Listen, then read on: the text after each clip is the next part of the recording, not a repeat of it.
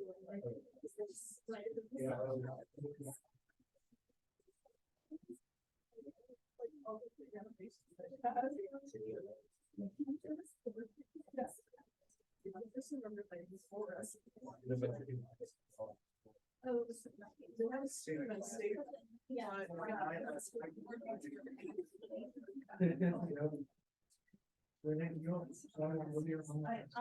of the way.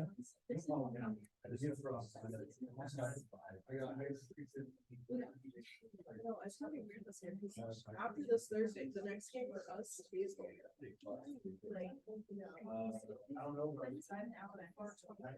September. Okay, yeah. So we gotta get ready for March. Okay, we're going to go ahead and get started. Thanks for coming today. You are in Education 450, which means that the light at the end of your tunnel for graduation is getting very close, at least for many of you, because that is typically one of the last courses that you'll have. If you want to just go ahead and close up your laptops for now, we will open those up after a bit. You can have a chance to follow along as we do a little tour of the blackboard and such. My name is David Hansen, and this is my 7th year at Valley City State. Wow, crazy. Little known fact, I actually was fortunate enough to teach Sophia's sister online. So now I have the second beau. There you go. And Madison did a good job of taking care of me when I'd go up to the lake this summer to have supper. Good food up there, really good breakfast, I understand, but I never made it for breakfast. I was telling some of you earlier that I'm a little intimidated by this class for a couple reasons. One, because Dave Bass taught it. That's enough of an answer right there. And now I'm teaching it. So that makes it a little intimidating. And I don't work with secondary ed other than this class, but I can tell you that they are growing on me. I actually really enjoy working with secondary ed. I actually have, not very often, but I have had the occasion where a couple of secondary ed majors have made enough of an impression on me that I've written recommendations for them. So know that that potential is there for that as well. We have almost double secondary majors compared to elementary majors this semester. One thing that I've worked really hard, and when I first started teaching this class, the constructive criticism was fair. I'm an elementary guy. Okay, I can't change that. I am so not a middle school guy. Ugh, someday we'll tell some stories about that. But I am an elementary guy. But so when I first started teaching it, I think it did have a lot more of an elementary flavor. And I can understand the secondary ed major goes, yeah, but we're not that, Dave. So I'd made a concerted effort, and with the help of my students, I think that the course reflects and is much more who you're going to be. Because what I'm going to ask you to do almost every day is to put on your teacher hat, specifically what you're going to be teaching. A lot of the assignments that I give you, when I read them, you will be telling me how this applies to music. And I think Hunter was history, and I didn't look back at all of them now, but math, I didn't know you were math, didn't remember that. Anyway, that you're going to need to wear that hat, just so, because I do that, in some ways it kind of makes it where it is applicable to you, because that's the venue or the atmosphere or environment I want you to be thinking about. And so, and I have now collected, I use exemplars. I used to be not an exemplar guy because I thought it was cheating. Or that was just copycat. So an exemplar is an example of an assignment that I'm going to give you that was done at a high level. I have come around to where I think exemplars are important, and I think they make completing those assignments in a meaningful way easier for you as well. And so no, I'm pretty sure I have examples from all the majors that are in the room today. So that should be helpful too. Yeah, and so a little bit about me. I'm originally from Valley City. I should ask the elementary majors just to fill in the blanks here. We'll have a little quiz. I graduated from Valley City State with an elementary ed major and a phy ed minor. Right out of college, I taught in Lidgerwood, North Dakota, which is west of Wahpeton and just a little bit south, an amazingly wonderful place. Loved it. But they wanted me to be a coach, not a teacher. I was the assistant boys and girls basketball coach. I played basketball till 7th grade, and I was the head track coach, and I never did. Interesting, right? And so when I went to talk to the superintendent, he said, well, Dave, we really like you, but if you want to get out of some coaching, you need to find another job. I said, well, that's fair. You let me know, right? So after my first year there, the sixth grade teacher said, I'm going back to grad class. You should come with me. Fast forward 1 year later, and I'm the elementary principal in Wyoming. After teaching only 2 years, I had no idea what I was doing, but now I'm the principal, and then I was there for 31 years. So I have been an elementary person my whole life, but I will do my best to be able to try to help everybody, regardless of their major, to make the idea of assessment make sense and how it might apply to you. So we need to talk about my expectations. And if you've had Dave Bass for Ed 400, I'm going to guess this isn't going to be a surprise to you at all. If you're going to be taking it or are taking it, regardless of what grade level you teach, it is effective and important that you set the table right away with your students. So this is the first day of class, and this would be just like if I was teaching whatever class you're going to be teaching. Even when I taught elementary Phi Ed, I still did that with my elementary students in the gym environment. And so I just have 3 expectations. They're safe, respectful, and responsible. And so I would like to ask who can give me an example of how we might demonstrate being safe in this environment right here, this classroom. Ideas? Yes. Okay, yeah. So I should tell them that I tell the story, but Dominic Spooner and Jonah Walla were like, I couldn't hardly trust them. It was intro. It was when they were younger, but they were very rambunctious. It's like, really, how did that table and chair end up getting tipped over, right? Normally, I don't worry about students being safe. Although we did talk in 350. What was the other way we talked about being safe? When you're sick. If you're running a fever, I don't want you here. Sorry, you're a little blurry. I've got the wrong glasses on. Oh, now you look much better. If you're running a fever, you shouldn't be here, and I won't be either. Okay, because that doesn't make sense. If you have COVID, which we already have on campus again, there are protocols you have to follow, right? And so you shouldn't be here for whenever Betty says you can't be here, right? If you have a cold, don't email me and tell me you've got a cold and you don't think you're going to come to class, because I'll be glad you told me, but it's not going to excuse you. Your disadvantage of my having been a principal for 31 years is that I see you as teachers, in a sense, not just students. And especially those of you that are so close to being done, you really are almost teachers. In fact, our governor says you can be a teacher while you're student teaching, even, which is another topic. But so I am kind of and it's just part of it is because every day we have class, which is only twice a week, it should be 3. We have a lot of content, really important content to go through, and we don't have enough days. And then if you're not here, then you're missing it. I do record my lessons, but only if I deem that it's appropriate. If you have an unexcused absence, then you probably aren't going to get the video of the class. You need to be here every day and on time, because that's what would be expected. That would be the professional disposition that your principals would expect of you. Okay, it really is that important. So I apologize to Mackenzie and Chelsea who heard this already, but I had 4 principals call me this summer about potential candidates that they wanted to hire that I had written recommendations for. And the number one question they asked me was, the first question they asked me was, are they reliable? Seriously, it was their first question. Not how smart they were at teaching math or whatever it was. Are they reliable was number 1.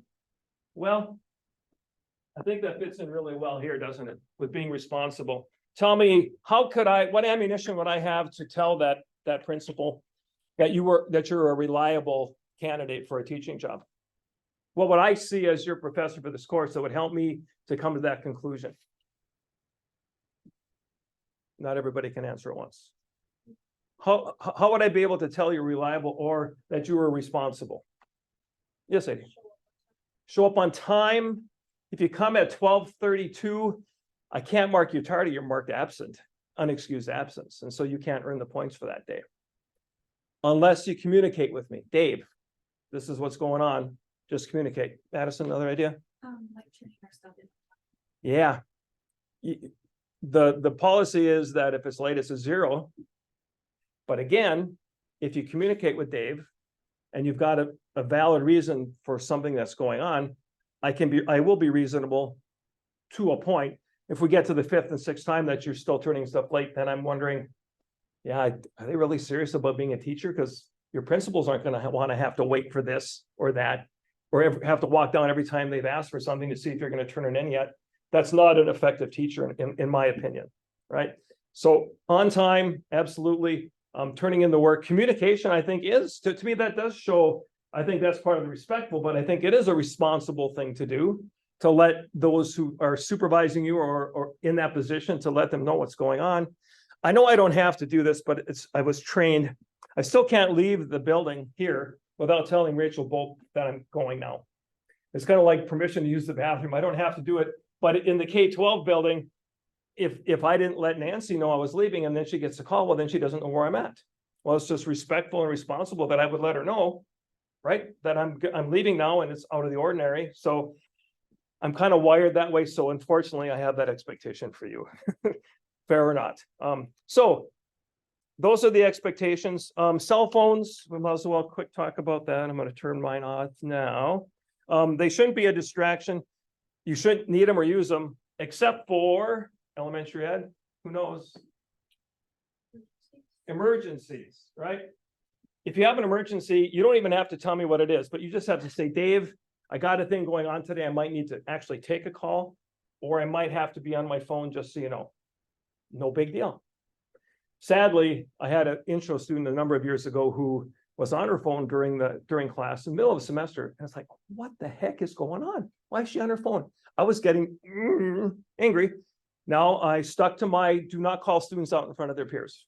Don't believe in it. I think it's the worst thing you could possibly do.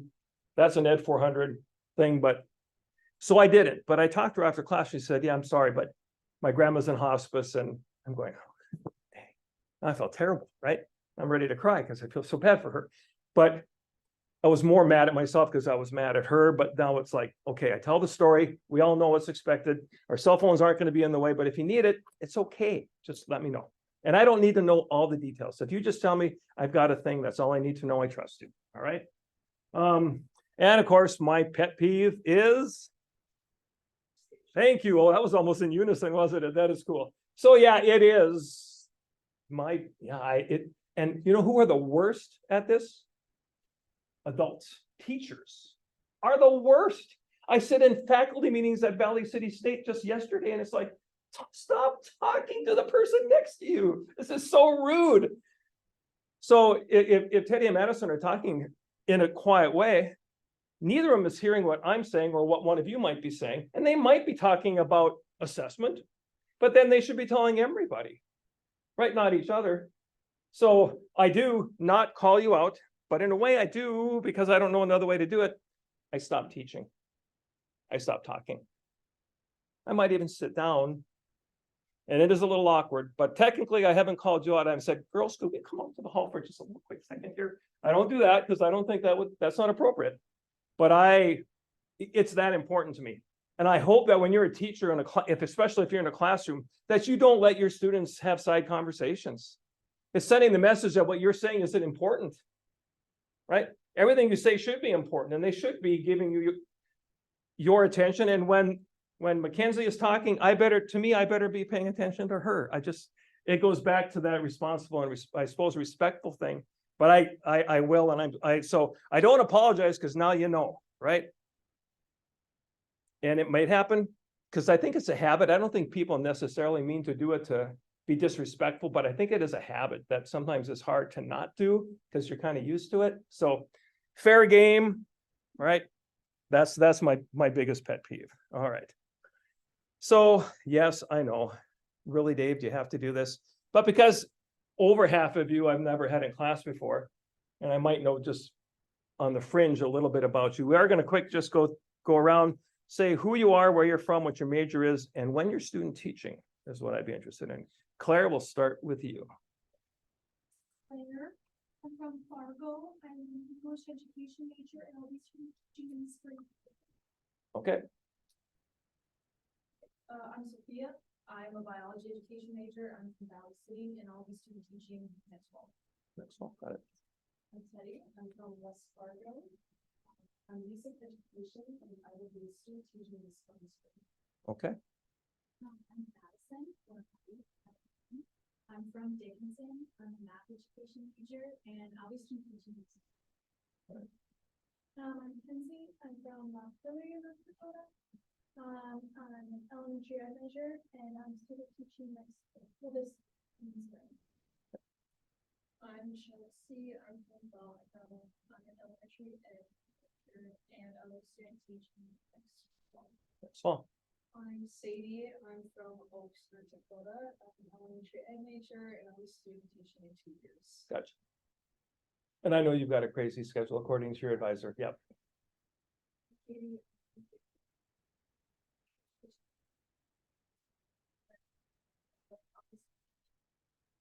Gotcha. I'm Kendra, I am from Lisbon, North Dakota, I am elementary ed major, and I'll be student teaching next fall. Go ahead. I'm Harley, Bismarck, health physical education is my major, and then I study English next semester. Okay. Now, say I'm from Washington, North Dakota, majors fire and health education, social certificate, and all these students. All right. My name's Cade, I'm from Seattle, Washington, my majors are physical and health education, and then I'll be student teaching in spring 2024. Gotcha. Major in history education, and I'm student teaching in history. So I can tell you Seattle has a bad rap. I've been to Seattle twice for conferences, probably almost a week, and it rained 1/2 day the whole time I was there. Well, what time of year did you go? Spring. It would have been late April. I got to go to opening day of the baseball team on the one, and we got, my tickets were like, I was from youth away from the first baseman. Opening day, that was cool. Seattle was wonderful, really pretty, very nice. So anyway, my son lived in Detroit for about 4 years. I really like Detroit as well. It gets a bad rap as well. All right. I already introduced myself. All right. This is a new slide, and it's maybe a little unfair because I haven't even talked to you about what we do in transit assessment. And I'll tell you right now that assessment is the lion's share of what we're going to do. We do some work with trends. That would be the part where if we had more days, I would add more, but there's something you might be doing as a teacher that has to do with assessment. I'd like you to talk to each other just for a minute and talk about why this might be one of the most important classes you will have taken so far. Go.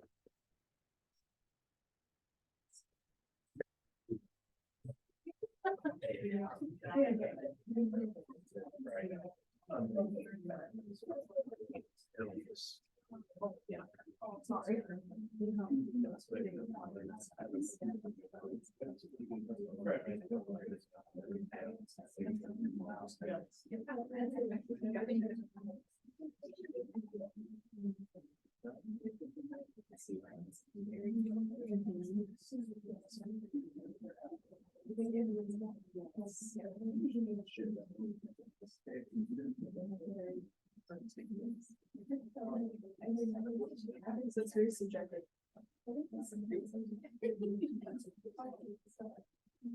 All right, let's start with the back row. Who's got an idea of why Dave Anson thinks this might be one of the most important classes you'll take in your professional ed sequence for being an education major? What do you think, back row? What do you got? You need to learn how to assess your students. You do. So are you thinking like health in a health classroom or in the gym or either? Everything, right? Could be either. And so there's a certain amount of time that your principals might expect you to do that, huh? Yeah, I think so. Somebody else, what else did you talk about? Why else might this be? Right, there definitely are changes from how tests were written, how things were graded to a degree, but then there are some things that I think are kind of standards that should be followed to be effective. Yes. I think to an extent in effectively assessing our students, we're assessing ourselves and our ability to teach.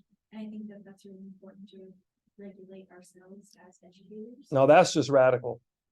I'm sorry. Really? You would use assessment results to help you improve, but if students don't get it, it's because they weren't paying attention. Because I am an amazing teacher and I have all the knowledge, and all you need to do is just pay attention and everything is gonna be fine. No, it doesn't work that way. I try to practice what I preach, and thank you. I did not pay Maddie anything extra for saying that. You will be evaluating me twice a semester, okay, at midterm. And by the way, you don't have to wait till then to give me feedback, but for anonymously through a Microsoft Forms, I will ask you at midterms a couple questions. What am I doing well that you think I should keep doing, and what do you think I should do different? And I appreciate constructive feedback, because I can honestly tell you that after 6 years of being here, the only feedback I've received that's been helpful has been from students. I didn't know what I was doing. Remember, I was a principal for 31 years. I was a teacher for 2. And all of a sudden, I'm an assistant professor. I had no idea what I got myself into. In my first intro class, first day, 33 students. Like, what did I do? Turns out I love teaching. And I had the benefit of watching really amazing teachers those 31 years. Weimar School, my students and my teachers get the credit for this, but they were a blue ribbon school. It's a national award. Very cool, right? So I consider myself to be really a baby professor. This is my 7th year, but I got a lot to learn yet. And I'm hoping that you'll be willing to share that feedback, because Madison is right. If you ask your students, and yes, you have to put up with garbage, because sometimes you get stupid comments and you get things. I don't actually. College students are really pretty decent about that. You might, if you're back in high school, and in elementary, if they're too little, you might be asking parents. Then you have to be really careful what you hear. But you can learn a lot from that. Okay, we'll talk about things like, why did everybody get this wrong on the test? Well, was it a bad question? Did I do a poor job teaching it? All of those things are things that we're going to be talking about during this course. And yeah, ultimately, it's kind of important that you have some basis for how to go about doing that in an effective way before you get out there and start doing it. And this is the course. And that's maybe why I'm intimidated by this class a little bit too, is because it's so vital to what you're going to be doing. It's kind of like, I can't let you down, right? I need to do everything I can in the 2 days a week I get to have you to help prepare you for that part of it. And it's very different from the gym to the music department, kindergartners. It's all different, but we will together work through that. And hopefully, as we progress, you'll find out, yeah, this was kind of an important class.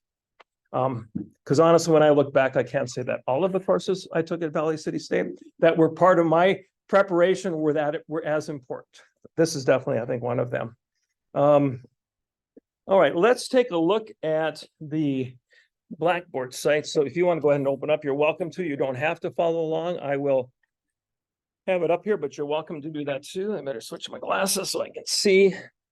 So if you've not had class from me before, what you'll find when we first go to our course is the announcements page. The announcements page will have, each week will appear at the top, and you'll be able to see in a general way what we'll be doing that day. If there are assignments, they'll be listed, which you can see on Thursday. I will be having it's an exit ticket-ish reflection assignment that I will show you on that day, of course, and it shows the due date. Typically, you'll always get a week to turn something in, almost always. And my practice is a little more, the college says I get 2 weeks. Dave Hansen gives himself just 1 week. So there are a couple of things. We have some longer assignments, some long-term assignments that sometimes I need a little more time, but then I just communicate with you that that's the case. But typically I have my grade, they've been graded. And so quick story, Hannah Doctor, Valley City, English major, teaching in Oaks.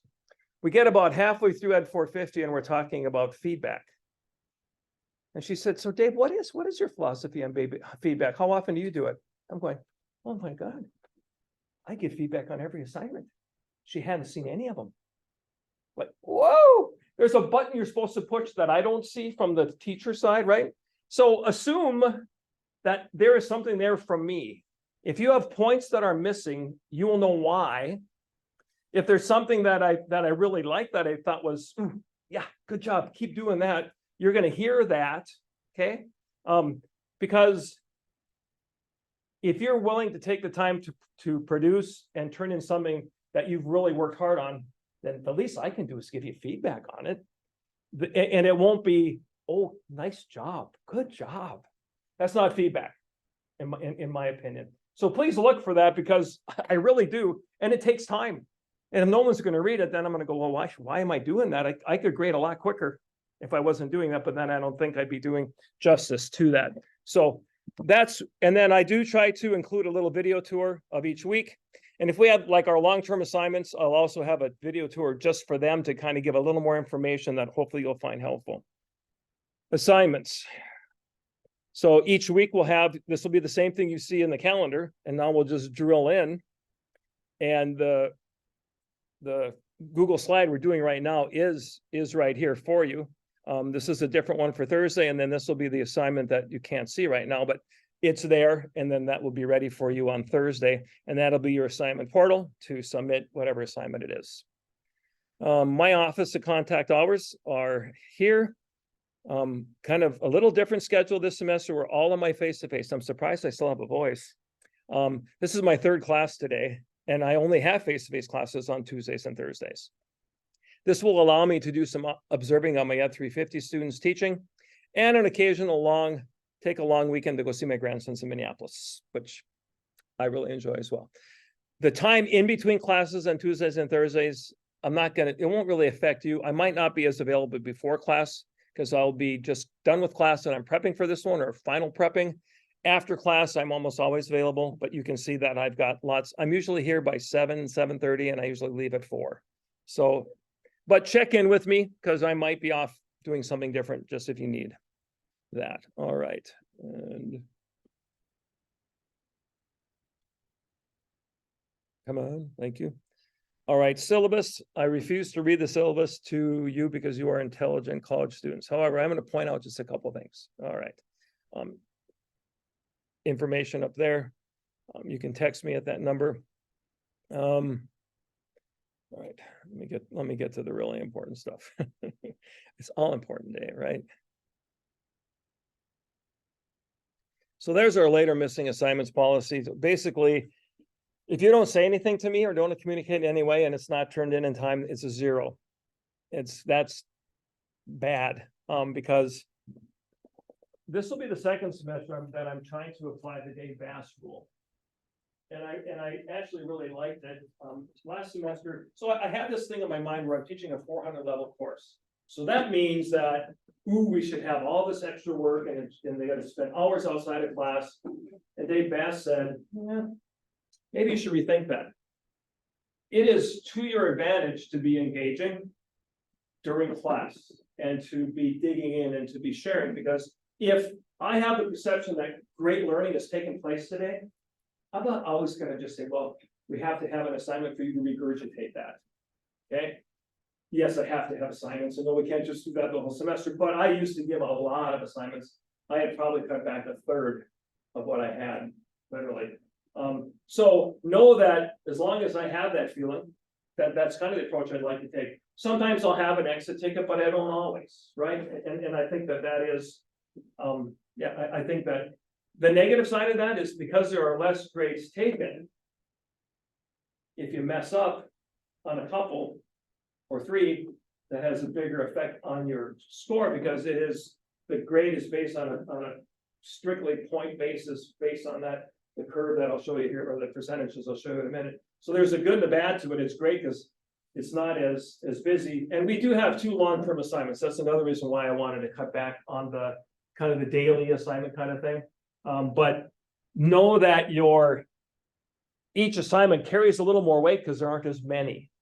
Okay, I just want to be upfront with you on that. And if you're going to have late work, again, you just need to communicate with me. The last one kind of talks a little bit about, things that were out of your control, kind of a thing. There's the grading scale. All education courses, I believe, follow this grading percentage. So you need a 73% to pass. Okay. Not like the good old days when Dave Hansen was at Valley City State when it was 90, 80, 70, 60. And when I was in math class, I was glad that was the case. We have any math majors this semester? Oh, yeah, obviously do. Thank you, Maddie. So anytime I need math help, you're my person. These are the topics in the weeks.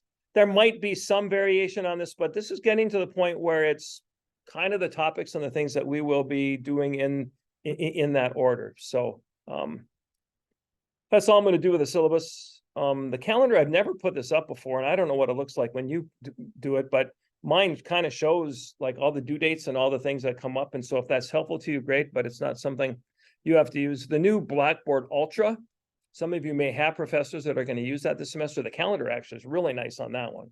I do like that. Because most of you are in a spot where that student teaching and graduation is coming soon, the second praxis is going to be a part of your life. And thankfully, Dr. L. Olson has been kind enough to create a lot of resources for me. He teaches the ED450 for the VCSU, NDSU. And these two documents actually list for each one, the elementary or the secondary, the actual tests that you're required to take. And then in the folder, there are lots of good resources and some that he's updated just recently. It is very much worth your while to check that out and to do some work with that before you take the second praxis test. And that is the last item for the video tour. Question, Katie?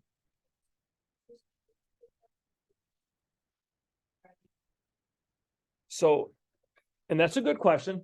You actually are not required to pass the praxis in order to graduate. Did you know that? You only have to take it. You are required to pass it if you want to get a teaching license. Oh, there's the difference. It's really personal preference, Katie. I know that some take it, like if you're going to do student teaching in the fall, they might do that praxis during the summer or later in the spring semester. Some do it during student teaching. I didn't think I could say that without stumbling. It does work okay out. It kind of depends. I'd say more choose not to do it during student teaching just because it's already a lot going on, but you can and some do. So anyway, I know you do want to say, well, I'll just wing this and not study at all. That usually doesn't play well for most students. It's very different from the regular praxis core, which was the can you do math, read, and write, where this is more you're applying your knowledge from the courses you've taken. And I know specifically, and we'll talk about it later, but in that resources folder I just showed you, the glossary that Dr. Olson has in there is especially helpful because not everything in assessment do we get to at a very deep level. And yet there are questions in that praxis test that have to do with that. So that would be one of the things that I think you want to make sure that you for sure pay attention to and will be helpful to you when you take that test. Other questions? Okay. Let me jump back into if I can find it. There we go. So here are just a list of topics. It would have been nice if I'd have shown you this before I asked you why this was going to be the most important class, right? But then I didn't want to give you all the answers. You can give that a quick read. I try not to read to my students. You can see things. These are some of the main targets that we're going to be talking about. Topics, I should say. Learning targets is, you're going to wonder, are we ever going to quit talking about that? But it is an important piece. All right. As I mentioned earlier, we will be spending time on some trends. I know that we're going to be talking about social emotional learning. I'm curious if you have other classes that have started talking about that much at all. You a little bit? Let's talk about it a bit around music. Okay. Okay. It is I don't want to call it a growing phenomenon. Maybe a growing. Hunter was talking about, what are some of those new things coming down the pipe for assessment? Well, this would be something that more schools are paying attention to. Imagine this, that you would want to help your students to be more emotionally sound, to make better choices, to all of those things. And somehow it actually means they might actually be more effective in your classroom when you teach math. I can tell you when I was an 8th grader, my dad was my teacher in English. He was terrible. Well, it was like I was more worried about surviving than I was worried about learning. Right. And so we will, and it's just one day, it's not a big thing, but we'll take a quick look into it. and it's my hope that I'll convince you that this is something you should pay attention to. And I can tell you that I know Valley City Public Schools, K-12, not just elementary, have done a lot of work to help prepare those teachers to help their students to be more socially, emotionally aware and to help them with that. So that is one topic we'll have for sure. You will have a trans research project. And so what'll happen, and I'll just mention this really briefly because this class, I hate 50-minute classes. Because I kind of like, I get on a roll and then I'm talking and then I look up and say, Dave, we have to go. It's time. You'll be signing up for a topic, a trend in education that you have an interest in. I'll be giving you a big list of topics that do not include the ones that we'll be doing together. And then you'll be writing a research project on that trend. And what will happen then is it's due at the end of the semester. What will happen is for our final is I will make all of your trends researches projects available to everybody else. And then when you come to take the final, you're going to choose 3 of the ones that are not yours that you're interested in, and then you'll write a reflection on those 3. And that is, so now you know right up front you can't study for the final. But you also need to know that your trends and research project will be seen by all of your classmates as well. But that's how I handle that. And it's my way of exposing you to some more of those trends and some very interesting topics that we've had in the past. The Teaching for Learning capstone is who's had 491 or is currently in 491 with Dr. Olson. It's if you're student teaching next semester, you should be taking that. Okay, this is when you student teach, you're going to be teaching a unit, not just a lesson. You'll be teaching a unit multiple days, and you're required to create this Teaching for Learning capstone, which is kind of a electronic portfolio of all the stuff that goes into doing that. Well, in Ed450, we take a look at just the very beginning of that. And yes, you're allowed to double dip. So if you've had 491 or you are taking it, you're allowed to use the information that you're completing that assignment for this one. But it's kind of a way to give you a little more practice on that plan part. And I don't know if I just got done showing that to my Viking Voyage people. Let me quick look. I might be able to actually give you a little better idea of what that is. Viking Voyage.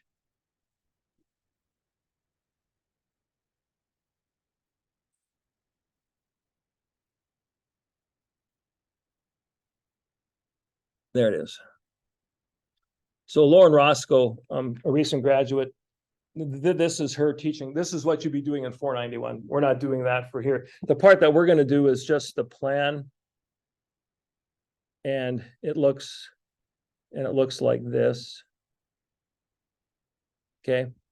And I have obnoxious videos, one by Dr. Olson, in fact, and because of a request or suggestion from a student, I'm actually, when I roll this out, I will have kind of a timeline of when you could do each part. You can wait and procrastinate to the night before, that's up to you. But I will have a plan down, so if you wanted to chunk it, you'll still turn it all in at one time, but at least it'll be a way to kind of map it out so it isn't like, oh crap, I've got this long-term project. And I know he gave it to us in September, and here it is December, and I haven't done a darn thing with it. Well, then that will be on you, but I will do my best to get you ready for that. And I have some really good, my instructions for that have gotten much better over the course of the semester. So anyway, that is the other long-term assignment. So we have the trends research project, and then we have the TLC. And I got too many things in the way. I can't see what I'm doing. There we go. All right. All right. Excellent. Time for you to talk again. Because this is trends and assessment / mainly assessment, make sure everybody, so Mackenzie, make sure you turn around and have a person to talk to. I want you to talk to your neighbor about the most poorly written assessment you've ever taken and why was it so bad. Any assessment that a teacher has written for you, think back to high school, think back to maybe college. What was the worst one and why? Tell your neighbor, go.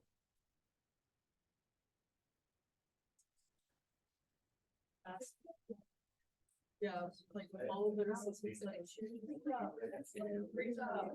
Yeah. Like, that's literally the only feedback. Literally,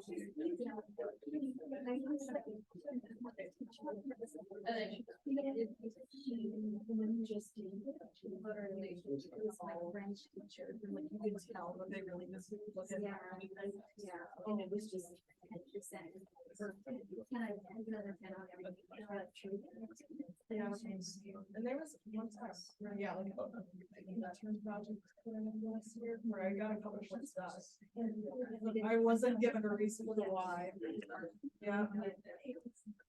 Sometimes, I don't need to hear great, I'm not like that, but I wanted to. Especially with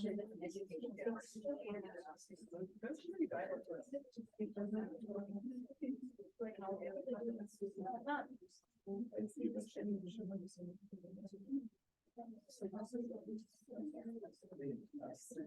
All right, who would be willing to share their horror story about one of the worst assessments? Katie? I remember, in scientific balancing chemical equations, there were sections, and each section was determined by a grade. So the harder the chemical equation, the more clear your grade was. But like the top ones were super duper hard, like it would take me 15-20 minutes just to get one done. Right. So it's like, and obviously we were limited with like a final exam time. So like frustrating. So it was a time test Yeah, it was. on top of it. Yeah, and so me being the overachiever that I am, that I like all A's, it was super frustrating because I couldn't do the A section. Gotcha. Okay. Somebody else? Usually we don't have a problem coming up with evil, really poorly written or assessments.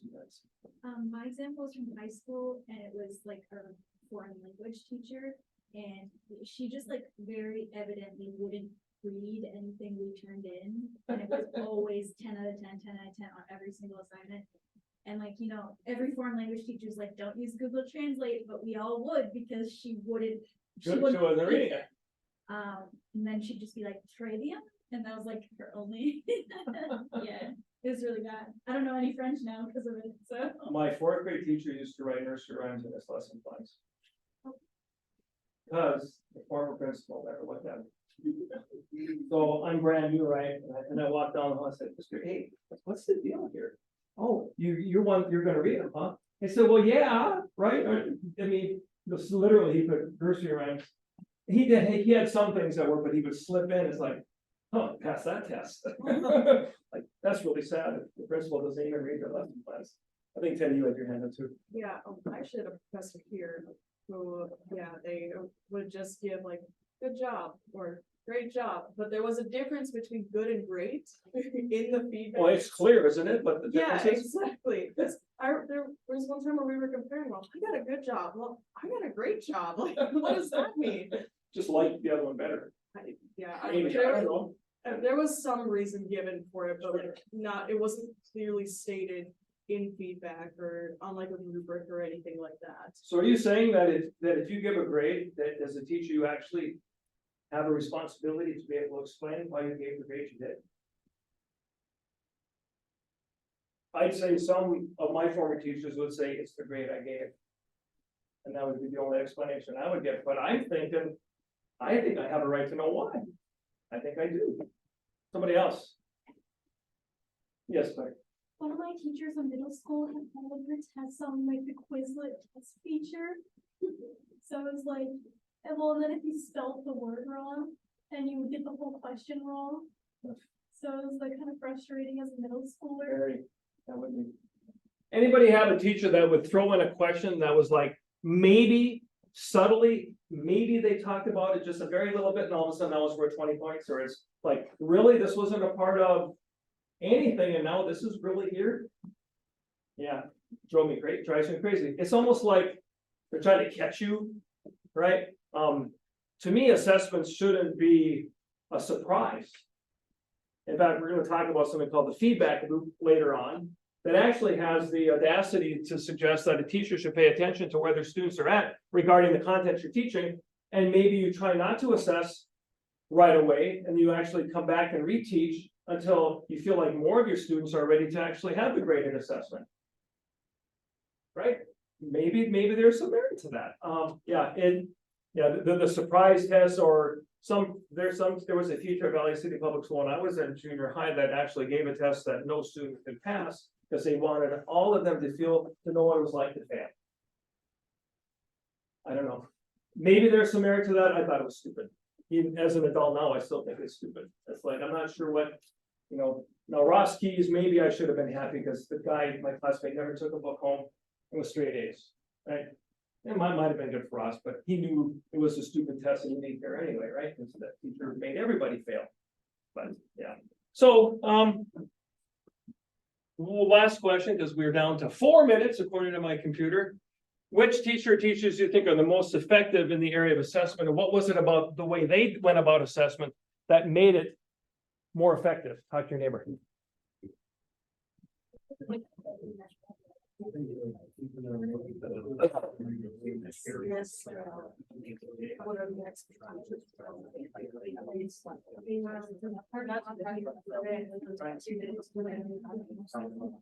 Yes, got it. That's, yeah. Like,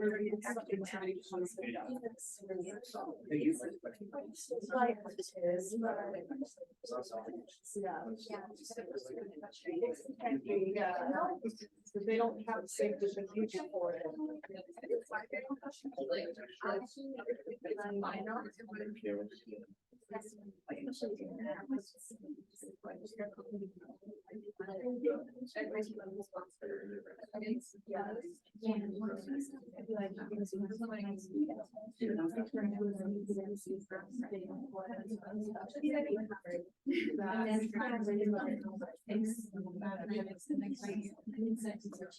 All right, only because we're running out of time. What would be an attribute that effective teacher model to you that you think maybe would be worth your emulating and doing with your teacher? What was it about their effectiveness? Yes. I remember in high school, my chemistry teacher was really good. I remember, like, if I saw like bouncy equations, I could maybe try to do it just because she was really good at teaching it, and I just remember a lot of what she did. You felt prepared for when there was an assessment. Yes. Yes. Chelsea. Like one of my anatomy teachers in high school, she would tie everything to like life experiences or like stuff like that. So when it comes to tests and stuff, that's the first story that would. It had more meaning to you before you even were assessed. Novel idea. Somebody else, yes. I also have a chemistry teacher, and what they did is they would assess you, and then they would split the assessment into the different sections they taught. And so if you did poorly on a specific section, you would only retest on that section, Oh, not nice. the entire assessment. I like that. Somebody else. What did you like about the way a certain teacher did assessment? I know like when teachers gave us study guides, like obviously some teachers would completely the opposite of a study guide. But I remember I had a couple of teachers that when they gave you one, like short answers, especially if it said list all of this, usually in the test it would say list 2 of the 5 or something. So then you actually matched what. And you have an idea of how much, I call it supporting detail is what you'll hear from me when I'm giving you feedback, but it's also ammunition. How much do I need to write, right? To get full points. And if you can help your students understand that part as they're completing it, I think there's an advantage to that. Yeah. Feedback, anybody think that that's one of the reasons how their teacher, I see you shaking your head, that was one way they were effective was because of the type of feedback they gave? So that, yes, go ahead. In gym class, one of my teachers throughout like elementary, I had a really good elementary. If I had a teacher, you'd always give you feedback instead of like doing the basic thing. You'd walk around each student and say, hey, you're doing a great job on following through work on this now. So telling you what you were doing well, yes. on top of it, which is always good to do. In fact, if I remember right, I think it was 5 majors that told me about the sandwich method, right? You guys have been hearing about that? Yep. So, yeah. All right, well, I hate to disappoint you, but no assignment today. All right, sorry. I look forward to meeting with you again on Thursday, where we will have a little longer assignment, but yes, thanks for your kind attention today. Have a great rest of your day. I'll hang around if anybody has any questions.